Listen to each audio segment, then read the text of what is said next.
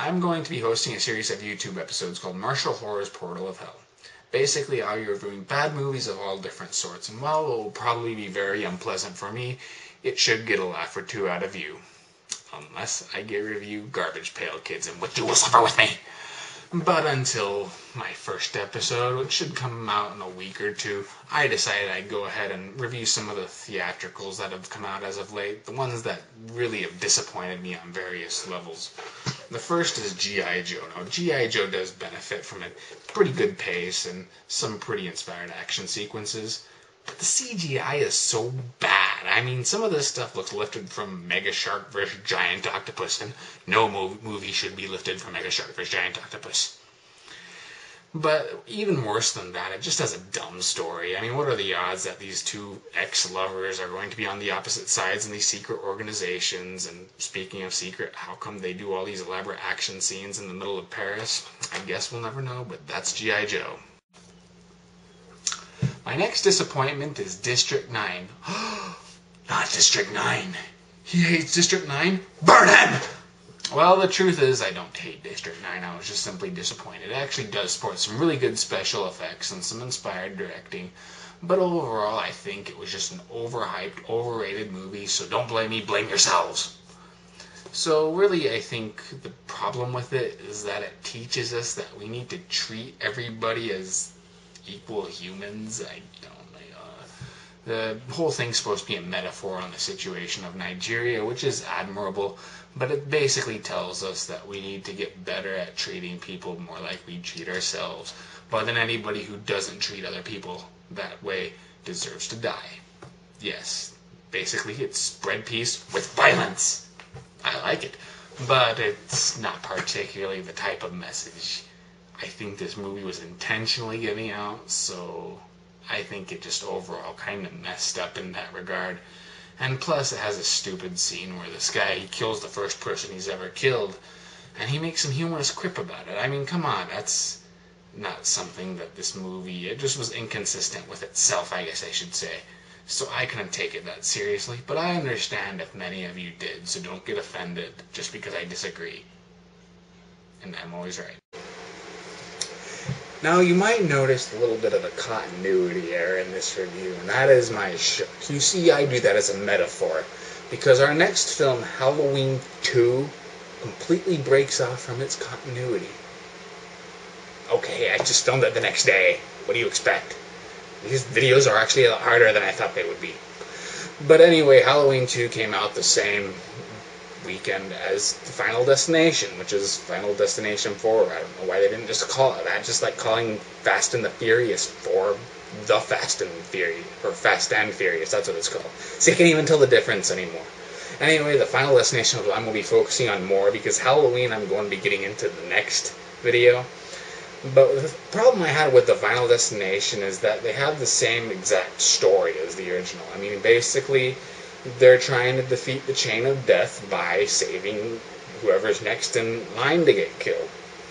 Fine and dandy all, but they tried that in the last 3 movies. Come on!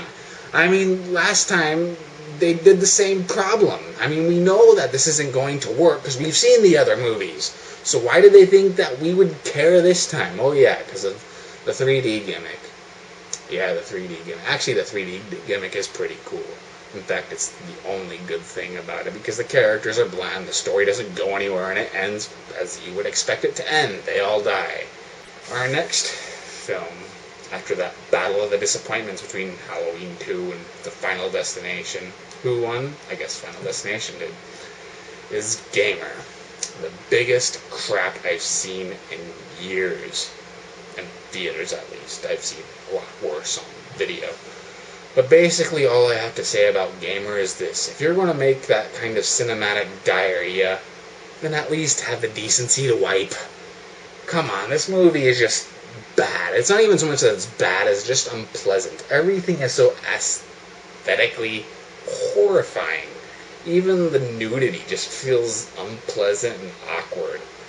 And I understand the whole thing with, like, the fat guy posing as the hot chick. That's meant to be commentary, more pretentious garbage. But do we really need, like, all the close-ups on one of those flabs and stuff? It's just, ugh. don't even like thinking about it. This movie literally made me ill. I could not stand watching it. Its action scenes are so tightly edited, and it just, you can't even really get any of the gore out of it. And I was surprised because it's a really graphic movie, but it doesn't matter when you can't really see the carnage. Even the story makes no sense. I mean, why was John Leguizamo even there? That was kind of a pointless casting choice. But then it really implodes on itself when they actually have the main villain go into this overlong monologue about how he plans on taking over the world. Yeah, I'm serious. He actually does an overlong monologue about how he plans on taking over the world instead of killing the good guy. Yet people actually liked this movie. That's what surprised me the most. People keep telling me that to truly understand it, you needed to be a fan of Crank. Well, thanks a lot. I've never seen Crank, and now I don't want to because Gamer sucks. That's all that is to it. Need to move on before I kill somebody.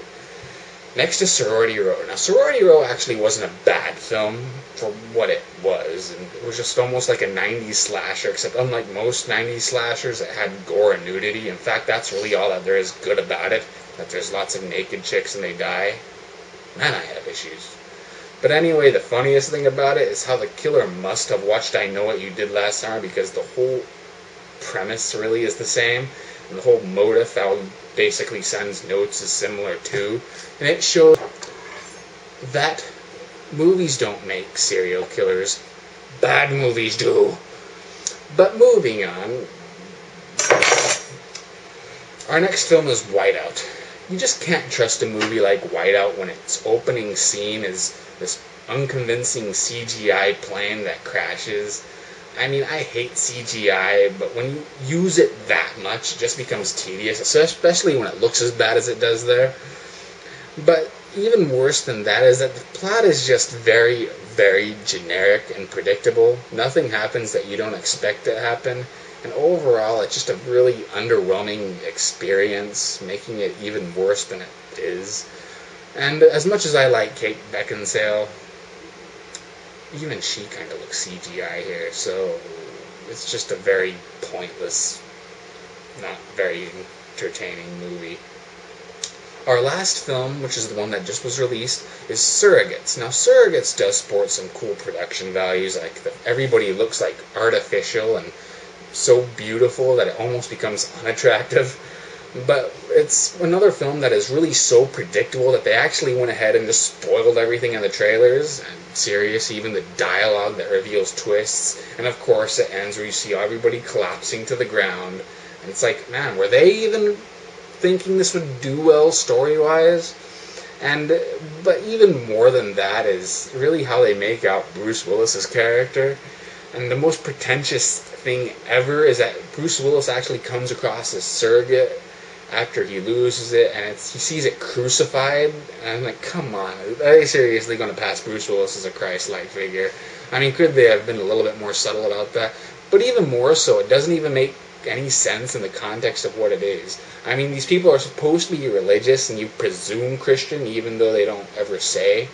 But would they really crucify somebody knowing the meaning of that? I can accept violent religious people, but that's like even beyond blasphemy right there.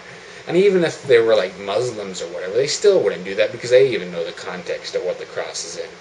So it's just like, it's pretentious, it doesn't even make sense. And the one thing that ends really weirdly, and once again you see it in the trailer, is basically Bruce Willis destroys all the surrogates, and we find ourselves wondering, were they even thinking that this would be an argument? Or, I mean, come on, I'm not all for surrogacy, but the idea of, paraplegics being able to walk and do stuff that they can never do without it, you think that there's at least an argument on the other side, but they never even really go into it. You just presume Bruce Willis does it because he wants to see his wife again. And we're supposed to accept that Bruce Willis is right because he's Jesus. But unfortunately, it's just an overall, another super generic movie, another big disappointment. And until then, stay tuned for my next video, which is going to be talking about Halloween 2 and the whole crappy series it comes from. Until then, I'll see you later. Bye.